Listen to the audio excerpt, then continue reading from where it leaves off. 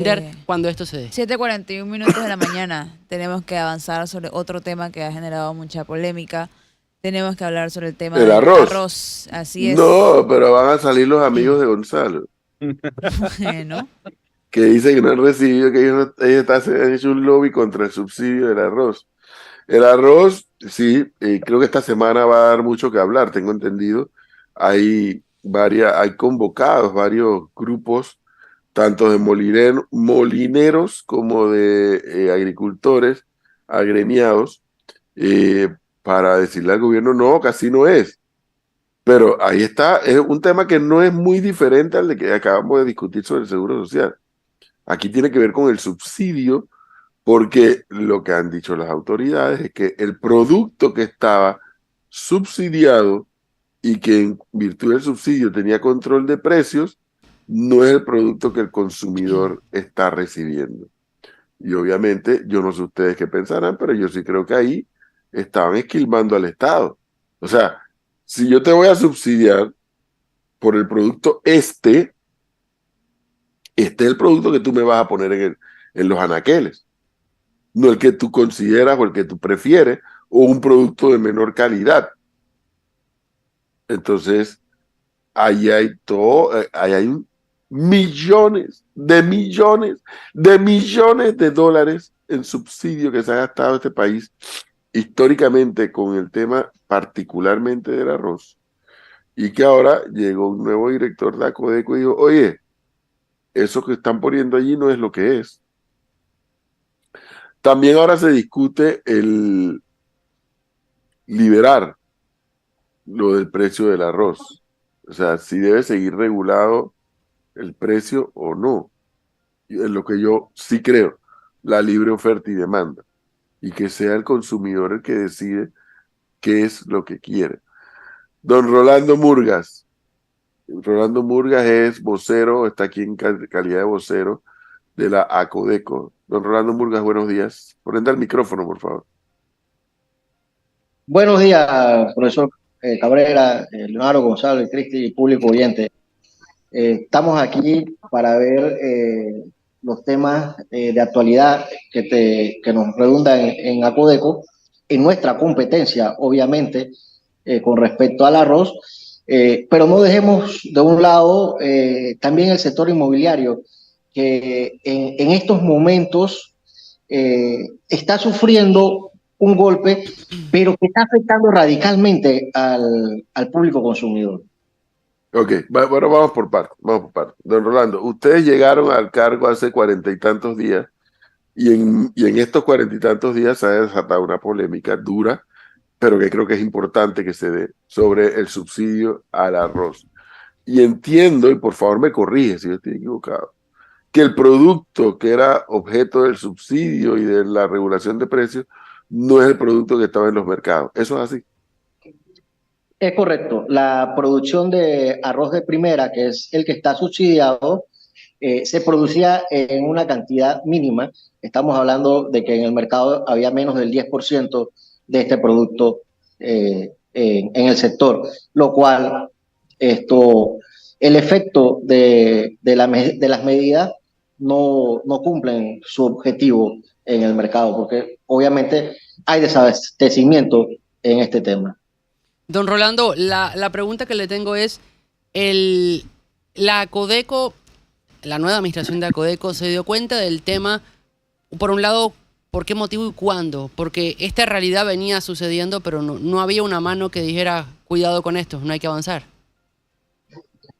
Bueno, sí hubo una investigación previa en donde se hicieron diligencias exhibitorias, o sea, se fueron a los molinos a recabar la información, producto de que en nuestras investigaciones que realizamos de monitoreos del mercado de arroz, la producción de arroz no estaba el arroz de primera. Al no estar, obviamente, esto genera una investigación en materia de prácticas monopolísticas, donde ya se hizo eh, esto, la búsqueda de la información en los molinos y se presentaron entonces las demandas correspondientes, que eso conllevará, en dado caso que el tribunal considere la práctica monopolística, a una sanción pecuniaria, además de unas medidas, ¿no? Cuando uno le consulta al productor, responden que la culpa no es de ellos y la culpa es del molino. Cuando uno le consulta al molino, señalan que el arroz llega ahí porque lo trae el productor. ¿A quién, qué han demostrado las investigaciones? ¿En dónde está el talón de Aquiles de este tema? ¿Y cuál sería el procedimiento? Es decir, se habló de sacar, de reducir el subsidio y fue anunciado esto por el gobierno, por el presidente, no por la Codeco, pero ¿hacia dónde se va?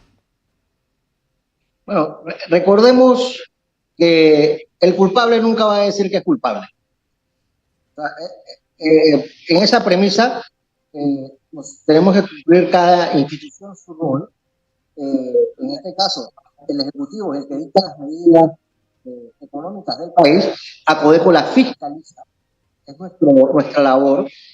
Recordemos que dentro de nuestra política institucional, nosotros tenemos un libre mercado, que es el que regulariza la institución. Cuando hay ciertas distorsiones del mercado, entonces el Ejecutivo debe entrar a regular precios, como en efecto se dio, pero resulta ser que esa intervención que hubo en su momento ha generado un desabastecimiento, ha generado probablemente cobros de subsidios, que tiene que ver con otras instituciones, donde estarán las investigaciones respectivas en el Ministerio Público, pero nosotros haremos cumplir nuestro rol, que es en el tema de las prácticas monopolísticas con respecto a la no producción del arroz, porque a la final sí se afectó al público consumidor y seguramente llegarán a un acuerdo en esta materia.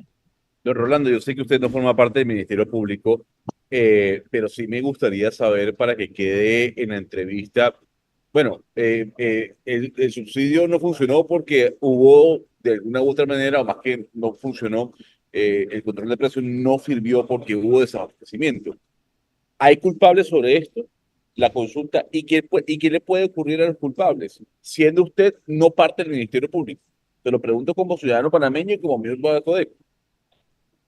Como dije hace unos minutos, la distorsión del mercado ocasiona que uno entre, o la política económica del Ejecutivo entre en su momento a fijar precios. ¿Sí? Esos precios se fijaron, se establecieron. Perfecto. Primera, pero ¿qué sucede? Los molineros o el productor habría que al final llevar a la investigación. El que produce a la final obviamente es el molinero, el que produce el arroz. Al no producir el arroz, ¿por qué? El de primera no lo produce, porque es que el arroz especial económicamente es mucho más rentable para el molinero. Es que de eso estoy muy claro. Esa explicación estoy muy claro. Yo lo que quiero saber es que, desde su punto de vista, siendo usted una persona que no forma parte del Ministerio Público, lo dejo claro, es el molinero o el productor deben tener sanciones por lo ocurrido. Es la consulta que yo le hago. Una vez las investigaciones van al tribunal, el tribunal es el que decide las prácticas monopolísticas. Una vez el tribunal, obviamente con todas las pruebas en el proceso de la investigación que se dio, diga si hubo práctica monopolística, entonces a Codeco impone la sanción monetaria. Hay una sanción pecuniaria. Sin embargo, en la experiencia que hemos tenido en materia de prácticas monopolísticas, generalmente el infractor de la norma llega a acuerdo para que la medida, en este caso, la producción de arroz de primera, sea dada y se le aplica entonces, de todas maneras, una multa. Y eso es lo que va a ocurrir probablemente en esta investigación. O se llega al acuerdo o el tribunal, en el proceso que estamos llevando, va a decidir la práctica monopolística e igual se le va a poner la sanción. Le hago una consulta porque este debate lo tuvimos hace una semana. En Panamá no pueden existir monopolios, pero le hago una pregunta. ¿Existen monopolios y existen prácticas monopolísticas en Panamá? Mire, no los monopolios, estamos hablando de prácticas monopolísticas. Ok, dos empresas no pueden ponerse de acuerdo que tengan un poder sustancial en el mercado para poner un precio a un producto. La idea es que incentivemos la competencia en el país. Si no incentivamos la competencia en el país, obviamente no vamos a poner por el pro de la ganancia y vamos a aumentar los precios y el consumidor compra arroz, le gusta su plato de arroz. Es más, ahora que se libera el mercado, le podemos decir al consumidor, hombre, no comamos arroz, sustituirlo por papa, vamos a sustituirlo por pasta. Y el mercado debería acomodarse y bajar el precio, porque el libre oferta y demanda. Sin embargo, es un tema de costumbre que tenemos que tener. Y ahí es donde hay abuso generalmente en el mercado y se aprovechan de esas circunstancias. Vuelvo a repetir, nuestras facultades está en probar estas prácticas monopolísticas que se dieron en las empresas de la no producción del arroz para imponer la sanción correspondiente al final del proceso. Don Rolando, yo sigo sin entender un detalle, porque se critica mucho el tema del control por el precio, el subsidio que hay al arroz, el arroz de primera, el arroz especial. ¿Cómo le explicamos a la persona que nos ve y nos escucha a esta hora cuál debería haber sido la influencia de este subsidio que se le dio que se le da al arroz o que se le dio al arroz dentro del arroz de primera que nunca existió, y qué va a pasar, o si es real o no que ahora que se toman las medidas para poder retirarlo aumentaría el precio de este producto? Bueno, en el tema del arroz, el subsidio que se da era para que llegara a un menor precio el producto. Obviamente, el producto, las regulaciones de precios a la final traen el desabastecimiento. Ya se acaba de probar arroz, menos de 10% en el mercado del arroz primera. Se libera el mercado, le aseguro que cuando volvamos a tener el tema de este mismo, el mercado va a tener arroz de primera. El efecto generalmente cuando se eliminan estas medidas es que el arroz vaya a aumentar de precio, porque ya está estudiado ese tema, pero el consumidor tiene el poder. El consumidor tiene el poder de elegir su producto y el mercado tiene que acomodarse a ello. Puede que los molineros produzcan el arroz de primera, nos aumenten un poco el precio y cuidado que ese aumento que se vaya a dar también es una práctica monopolística, porque puede ser que después que se libera el mercado se pongan de acuerdo para establecer un precio al arroz de primera, como ya se ha dado anteriormente en otros productos. Entonces, ¿qué recomendamos al público consumidor? Hombre, vamos a esperar la liberación del mercado del arroz de primera, que llegue a las estanterías, porque ahorita mismo no había arroz de primera. No teníamos acceso a él, o sea, el público consumidor no tenía acceso al arroz de primera. Vamos ahora a tener acceso al arroz de primera. Veamos cómo se va a comportar el mercado de la producción de arroz en cuanto al precio. Y nosotros como consumidores podemos castigar a la empresa de que compremos productos sustitutos para que bajen el precio. Como público consumidor, como institución, nosotros haremos lo que nos corresponde de las investigaciones. Si ese precio del arroz de primera que salga, si fue un acuerdo o no de los productores de arroz o los molineros. Gonzalo. A ver, don Rolando, le mando un mensaje. Profesor, los arroceros se activaron. Se activaron los arroceros. Entonces le digo, don Rolando, le mando este mensaje. Decir que los molinos están actuando con acciones monopolísticas no tiene ningún tipo de sentido, porque están compitiendo en el negocio de arroz especial y no en el de primera, porque no se puede producir. Bueno, el arroz está subsidiado. Veamos a ver si el subsidio corresponde, porque tenemos conocimiento de que hay una sobreproducción de arroz cobrando subsidio y resulta ser que no hay arroz de primera. Tenemos menos del 10% en el mercado. Ok, está bien. Dicen que no podemos decirles que produzcan o no un determinado producto, pero no pueden crear tampoco desabastecimiento del producto. Esto pasó ya en la época del combustible, ya ha pasado, para hacer un paralelo. Cuando se iba a aumentar el precio del combustible, ¿qué hacían las estaciones? Tenían los tanques llenos y no vendían a esperar que subiera el precio. Hey, estamos en el arroz. Aquí le voy a decir algo. Le escribe otro arrocero. Este es otro. Dice, Dos empresas se tienen que poner de acuerdo para establecer un precio en el arroz. En este caso, no va a pasar y no pasa. En el arroz, las empresas dejaron de producir el arroz de primera porque venderlo a 40 centavos les generaba pérdida viendo la subida de los costos. El arroz estaba regulado desde hace más de 10 años y nunca se tocó el precio. Vuelvo y reitero, no estamos hablando de que se le imponga o no un tipo de producción a la empresa. Estamos hablando, no solamente puede haber un acuerdo en el tema del precio, también puede haber acuerdos en el tema de la producción y crean desabastecimientos en el mercado. Ahora, queremos ver el análisis al contrario. Ok, no producieron el arroz.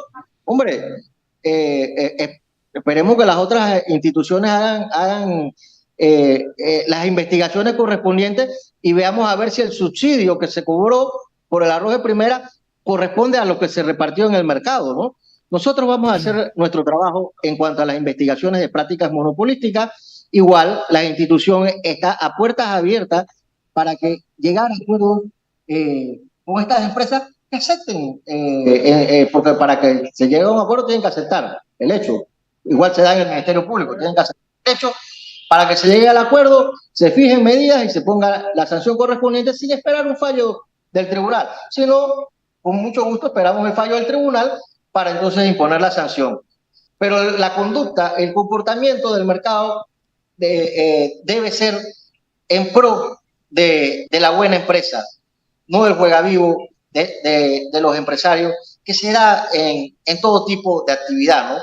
Hago contar, también hay empresas serias en este mercado, ¿no? No podemos decir que son todas. Don Rolando, ¿cómo sigue el proceso entonces referido al tema de las investigaciones por el subsidio que se le da o se le daba al arroz?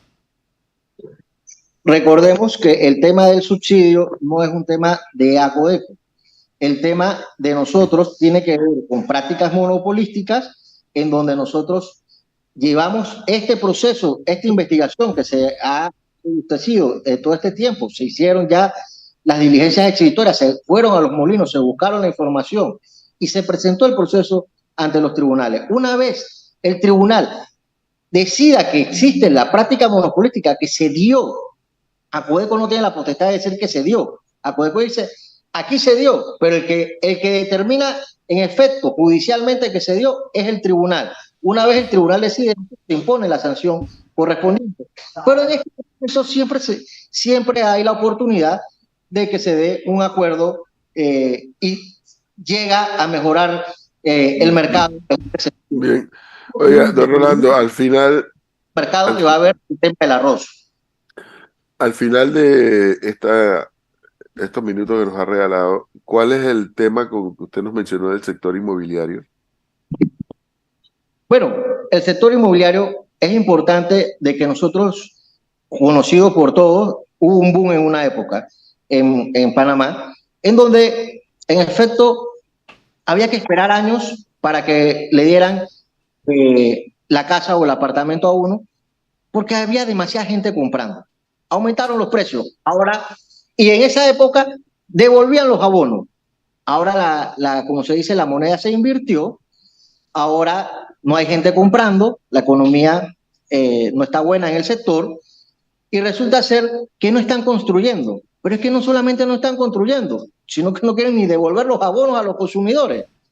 Entonces, ahorita mismo están en un mareo al consumidor diciéndole que sí, que espere dentro de un año, que espere dentro de 2 años. Y en realidad, mi recomendación a estos consumidores, si ya han pasado más de 3 años y usted no ve un movimiento de que se esté construyendo, o usted ve que el proyecto va muy lento, acude a la institución y presente su queja.